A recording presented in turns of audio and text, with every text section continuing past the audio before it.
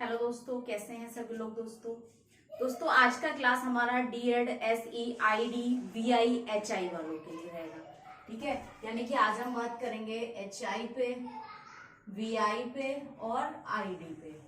ID में paper 7 है, VI में पेपर 8 है और एचआई में पेपर 4 है। ठीक है, तो सेकेंड ईयर एग्जाम के लिए मोस्ट इंपोर्टेंट टॉपिक है आज का पेपर 784 यानी कि HIVI का पेपर नेम है आपका education in the emerging Indian society and school administration. ठीक है, टॉपिक है हमारा यूनिट 2.1 से आइडियलिज्म यानी कि आदर्शवाद। तो आज हम बात करेंगे आदर्शवाद पर। आदर्शवाद क्या है, शिक्षा में आदर्शवाद क्या है, उसके सिद्धांत क्या क्या है और आदर्शवाद के गुण क्या क्या है, इन पर बात करेंगे।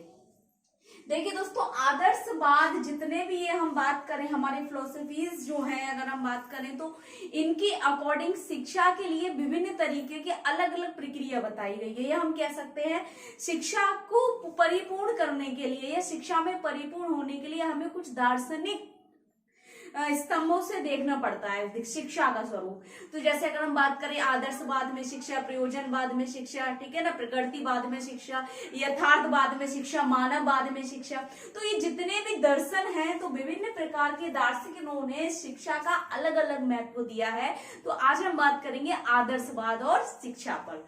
आदर्शवाद क्या है दोस्तों, यानी कि आइडियलिज्म जिसे कहते हैं। देखिए, आदर्शवाद की उत्पत्ति विचारवादी सिद्धांत से हुई है। अब आदर्शवाद की उत्पत्ति विचारवादी सिद्धांत से हुई है तो ये तो स्पष्ट हो गया कि आदर्शवाद के जो सिद्धांत है सारे किस पे, विचार पर, मन शक्ति पर, कल्पना शक्ति पर, ठीक है ना, आत्मशक्ति पर भरोसा रखते हैं या निर्भर है। ठीक है, क्योंकि विचारवाद, जहां विचारवादी आ गया यानी कि विचारों पर, व्यक्ति के विचारों पर, ठीक है, सिद्धांत से हुई है। आदर्शवाद को अंग्रेजी भाषा में आइडियलिज्म कहते हैं, सभी जानते हैं। ठीक है, जिसकी उत्पत्ति आइडिया यानी कि विचार शब्द से हुई है। यानी कि आइडियलिज्म शब्द की उत्पत्ति हम कह सकते हैं किससे हुई है, विचार, आइडिया शब्द से हुई है और हिंदी में विचार बोलते हैं। ठीक है, जो कि यूनानी दार्शनिक प्लेटो के विचारवादी सिद्धांत द्वारा प्रतिपादित है। एक क्वेश्चन यह बनता है आदर्शवाद के पिता कौन है, तो आदर्शवाद के पिता प्लेटो है। और किस सिद्धांत पर है ये, तो विचारवादी सिद्धांत पे। और इस सिद्धांत को किसने प्रतिपादित किया है, तो प्लेटो ने किया है, ध्यान रखना। ठीक है, इसलिए आदर्शवाद को विचारवाद या प्रत्ययवाद भी कहा जाता है। आदर्शवाद को दूसरे नामों से भी जाना जाता है, आदर्शवाद, विचारवाद और प्रत्ययवाद। ठीक है, आदर्शवाद आध्यात्मिक जगत को सर्वोपरि मानता है। आदर्शवाद जो है, इसका जो दर्शन है आदर्शवाद का, वो कहता है कि जो प्रकृति है वो कुछ नहीं है। ठीक है ना, जो प्रकृति है वो कुछ नहीं है। आदर्शवाद केवल अपने जगत में आध्यात्मिक जगत को मानता है। सर्वोपरि, सबसे ऊपर, सबसे उच्च किसको रखा है उसने, अध्यात्म को रखा है, आध्यात्मिकता को रखा है, ईश्वर में आशा रखने वाले को रखा है, अस्तित्व को रखा है। ठीक है, तो सर्वोपरि किसे माना है, जो ईश्वर को मानता है, ईश्वर में लीन रहता है, आध्यात्मिक रूप से कर्मों का पालन करता है, आध्यात्मिक धर्मों का पालन करता है, आध्यात्मिकता को अपनाता है, आध्यात्मिकता को सबसे ज्यादा महत्व देता है, अपने जगत के सर्वोपरि स्थान आध्यात्मिकता को देता है। तो आदर्शवाद ने सर्वोपरि जगत को क्या माना है, अध्यात्म माना है। ठीक है, जिसमें वस्तु की अपेक्षा विचारों को अधिक महत्व दिया है। यानी कि इन्होंने कहा आदर्शवाद आध्यात्मिक जगत को सर्वोपरि मानता है, जिसमें इन्होंने क्या कहा है, वस्तु की अपेक्षा किसको दिया, विचारों को अधिक महत्व दिया है। वस्तु की अपेक्षा अगर हम बात करें, एक हमारा भौतिक जगत है जिसमें हमारी सुविधा, संसाधन और हमारी आवश्यकता के अनुसार जितनी भी चीजें, भौतिक वस्तुएं हैं, उन सबको नजरअंदाज करते हुए उसकी जगह पर इन्होंने मानव के मन को, विचारों को महत्व दिया है।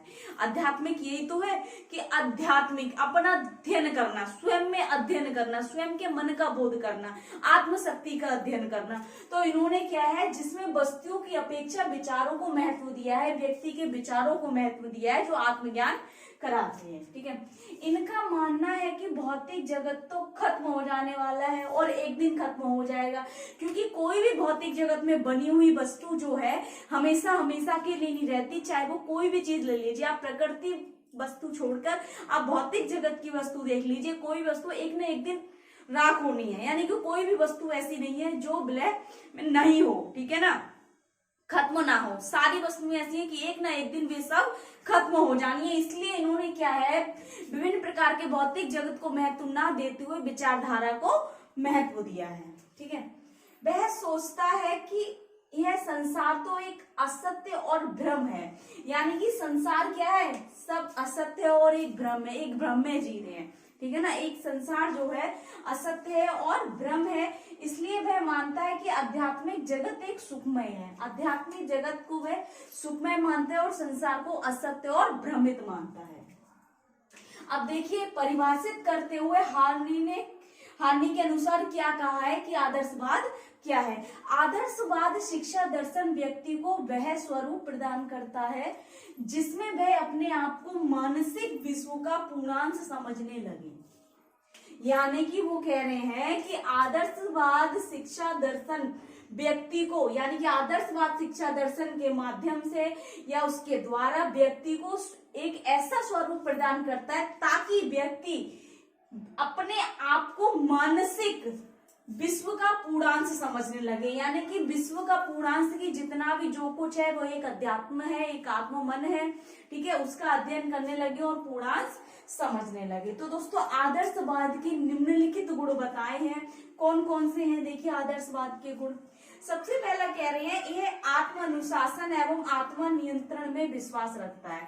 यानी कि आदर्शवाद क्या है, अपने आत्मज्ञान का अध्ययन करते साथ साथ वो क्या करता है कि आत्म अनुशासन, यानी कि अपना खुद का सेल्फ, हम कह सकते हैं सेल्फ डिसिप्लिन एवं नियंत्रण, यानी कि अपने आप को सेल्फ कंट्रोल में विश्वास बिलीव रखता है। हम कह सकते हैं कि जो व्यक्ति है अपनी विचारधारा का है, यानी कि स्वयं की विचारधारा को सर्वोपरि मानता है, आध्यात्मिकता को मानता है, ठीक है, अध्यात्म जगत के आध्यात्मिकता को सबसे सर्वोच्च स्थान पर रखता है, तो वह व्यक्ति क्या है, अपने आत्म अनुशासन एवं आत्म नियंत्रण में विश्वास रखता है, यानी कि स्वयं में विश्वास रखता है वो, ठीक है।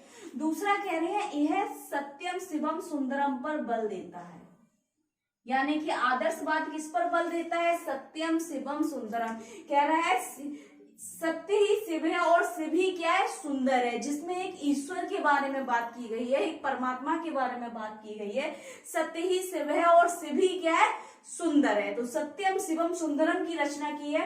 और आपको ये क्वेश्चन भी आएगा, आदर्शवाद के मूल्य क्या है, तो सत्यम शिवम सुंदरम, ध्यान रखना। और किन मूल्यों की रचना की है, सत्यम शिवम सुंदरम, 3 मूल्य ऐसे हैं जिनकी रचना आदर्शवाद ने की है, ठीक है। तीसरा गुण है, यह आध्यात्मिक जगत को महत्वपूर्ण मानता है, यानी कि किसको महत्वपूर्ण मानता है, ना भौतिक जगत को, ना मानव को, ना ही वो यथार्थवाद को, ना ही विज्ञान को, ना ही खोज को, ना अनुभव को, ना अभ्यास को, केवल आध्यात्मिक जगत को अत्यधिक महत्वपूर्ण मानता है और सर्वोपरि मानता है। चौथा कह रहे हैं, यह मनुष्य के उत्तम चरित्र का निर्माण करता है, क्योंकि इसमें क्या है, आत्मनियंत्रण रहता है। जिस व्यक्ति में आत्मनियंत्रण रहता है और आत्म अनुशासन बनाए रखता है, वह व्यक्ति एक अच्छा महापुरुष बनता है, ठीक है ना। क्योंकि जिसमें आत्मनियंत्रण नहीं होगा, आत्म अनुशासन नहीं होगा, तो वह व्यक्ति एक अच्छा सामाजिक व्यक्ति नहीं बन सकता। तो जो हमारा आदर्शवाद है, ये छात्र को या बालक को शिक्षा दर्शन के अनुसार मनुष्य को उत्तम चरित्र वाला व्यक्ति बनाता है या उत्तम चरित्र का निर्माण करता है। पांचवा कह रहे हैं, यह वस्तुओं की अपेक्षा विचारों पर बल देता है, जैसे कि भौतिक सुख सुविधाओं के अलावा, उनकी अपेक्षा या उनके अलावा हम कह सकते हैं उनको नजरअंदाज करते हुए क्या विचारों को बल देता है, ठीक है। अब आदर्शवाद में शिक्षा क्या है, ये भी देख लेते हैं। आदर्शवाद और शिक्षा, देखिए, आदर्शवाद के अनुसार मनुष्य को केवल प्राकृतिक उपादान न मानकर सृष्टि की सर्वोत्कृष्ट कृति मानता। आदर्शवाद के अनुसार जो मनुष्य है, मनुष्य को केवल प्राकृतिक उपादान न मानकर, एक नेचुरल चीज न मानकर, उसको क्या है, सृष्टि का सर्वोत्कृष्ट कृति मानता है, यानी कि सृष्टि को रचने वाला, सृष्टि को बनाने वाला, सृष्टि को समझने वाला और सृष्टि में समाये वाला और सृष्टि के बारे में सोचने वाला व्यक्ति मानता है उसको, ठीक है। कह रहे हैं आदर्शवादी के लिए प्राकृतिक वातावरण से अधिक सांस्कृतिक वातावरण का महत्व है।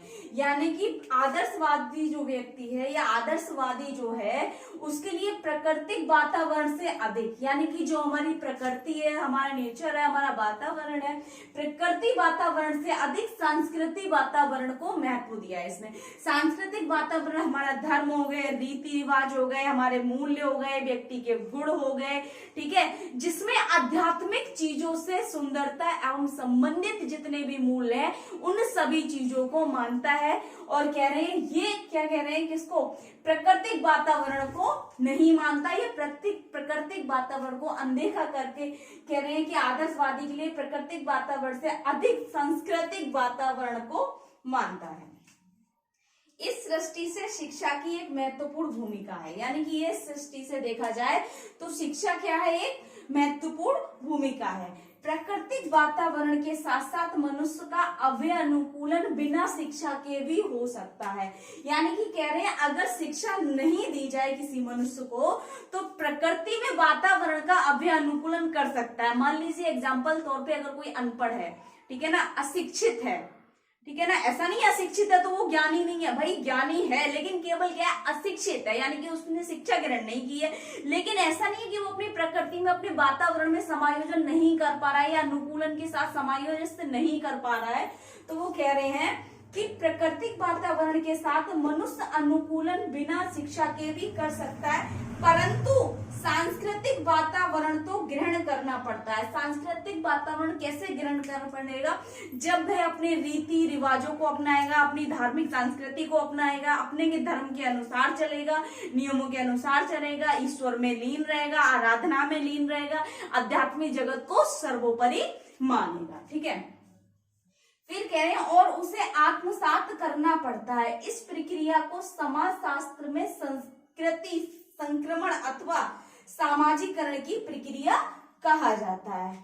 भारतीय परंपरा में इसे संस्कारी बनना कहते हैं या संस्कारी बनाना कहा जाता है, जिसमें किसी भी व्यक्ति को अपने धर्म, जाति, रीति रिवाज जितने भी ये सारे मूल हो गए, इन सबको अगर अपनाता है तो वह व्यक्ति एक संस्कारी व्यक्ति माना जाता है। यह कार्य शिक्षा मनुष्य को मनुष्य बनाने के लिए न केवल उपयोगी है अपितु अनिवार्य है। यानी कि आदर्शवादी की शिक्षा जो है एक मनुष्य को मनुष्य बनाने के लिए महत्वपूर्ण नहीं है, बल्कि क्या है, उसके लिए अनिवार्य है, ठीक है, ताकि वो संस्कारी बन सके। तो ये तो हमारा आदर्शवाद में शिक्षा था। आदर्शवाद के सिद्धांत कौन कौन से हैं, देखिए दोस्तों।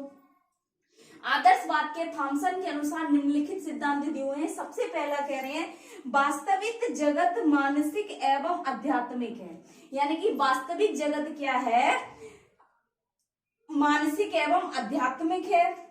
दूसरा कह रहे हैं सच्ची वास्तविकता आध्यात्मिकता है। यानी कि सच्ची वास्तविकता क्या है, आध्यात्मिकता है। यानी कि कोई भी चीज वास्तव में सही नहीं है। उन्होंने सच्ची आध्यात्मिकता बात की है कि सच्ची आध्यात्मिकता ही वास्तविकता है। यानी कि संसार में जो ईश्वर में लीन है, जो ईश्वर है, जो आराधना करने वाला है, या जो हमारा संसार है, वो क्या है, एक आध्यात्मिकता यानी कि एक विचारवादी धारणा है, और वही उसने वास्तविक यानी कि यथार्थवाद को कहा है। कह रहे हैं आदर्शवाद में मनुष्य का विश्वास है क्योंकि वह चिंतन, तर्क एवं बुद्धि के गुणों से परिपूर्ण है। यानी कि आदर्शवाद में मनुष्य का जो विश्वास है, आदर्शवाद में विश्वास है। क्यों विश्वास है, क्योंकि आदर्शवाद में कहा जाता है कि विचारों को प्रदान देना, ये विचारों को मानना, ये विचारों को सर्वोपरि मानना, क्योंकि चिंतन करता है मनुष्य, तर्क करता है, और बुद्धि के लिए बुद्धि के जितने भी गुण है, चिंतन, कल्पना, तर्क करना, समस्या समाधान करना, इन सभी चीजों से मानव परिपूर्ण होता है, ठीक है। नेक्स्ट कह रहे हैं प्रकृति की दिखाई देने वाली आत्मनिर्भरता भ्रमपूर्ण है। यानी कि प्रकृति की दिखाई देने वाली जो आत्मनिर्भरता है भ्रमपूर्ण है। यानी कि प्रकृति में जितनी भी चीजें दिखाई जाती हैं, आत्मनिर्भरता दिखाई जाती है, आदर्शवाद ने उसको भ्रमपूर्ण कहा है। इंद्रियों की सच्ची वास्तविकता को नहीं जाना जा सकता। यानी कि व्यक्ति की जो इंद्रियां हैं इनकी सच्ची वास्तविकता जो है नहीं जाना जा सकता, क्योंकि हम कभी भी किसी भी चीज को जब इमेजिनेशन करते हैं, कल्पना करते हैं आंखों से देखकर, तो कभी हम किसी भी चीज का अगर इमेजिनेशन करें तो एक हमारी परिकल्पना यानी कि प्रत्यक्षीकरण उस चीज के बारे में बदल जाता है, बदल बदल कर सोचते हैं, तो एक उसकी वास्तविकता को नहीं जाना जा सकता। कह रहे हैं परम मन में जो कुछ विद्यमान है वही सत्य है और आध्यात्मिक तत्व है। यानी कि परम मन में, यानी कि जो हमारा मन है उस मन में जो विचारधारा बनी है वही है सब कुछ, और इसके अलावा संसार में कुछ नहीं है, और वही आध्यात्मिक तत्व कहा गया है। सातवां कह रहे हैं विचार, ज्ञान, कला, नैतिकता और धर्म जीवन के महत्वपूर्ण पहलू हैं।